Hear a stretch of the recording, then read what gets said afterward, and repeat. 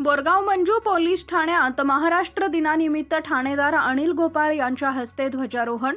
अकोला जिल्ह्यातील बोरगाव मंजू इथं महाराष्ट्र दिनानिमित्त आज बोरगाव मंजू पोलीस ठाण्यात ठाणेदार अनिल गोपाळ यांच्या हस्ते ध्वजारोहण करण्यात आले। या प्रसंगी डॉक्टर बाबासाहेब आंबेडकर व महात्मा फुले यांच्या प्रतिमांचे पूजन करून कार्यक्रमाची सुरुवात करण्यात आली। ध्वजाला मानवंदना देत राष्ट्रगीताचं आयोजन, झेंडा वंदनानंतर राष्ट्रगीत सादर करून ध्वजाला मानवंदना देण्यात आली। यावेळी PSI निलेश चाटे, मनोज उगले, सतीश सपकाळ, रवींद्र धुळे यांच्यासह सर्व पोलीस अधिकारी व कर्मचारी उपस्थित होते। शासकीय आणि निमशासकीय संस्थांमध्येही ध्वजारोहण। बोरगाव मंजूतील शासकीय व निमशासकीय शाळा, महाविद्यालय, ग्रामपंचायत कार्यालय या ठिकाणीही ध्वजारोहण सोहळा पार पडला।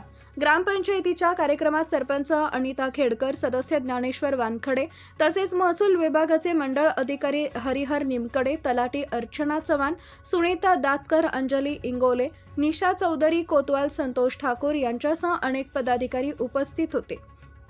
पोलीस कर्मचारी व महिला पोलीस यांची उत्स्फूर्त प्रतिसाद।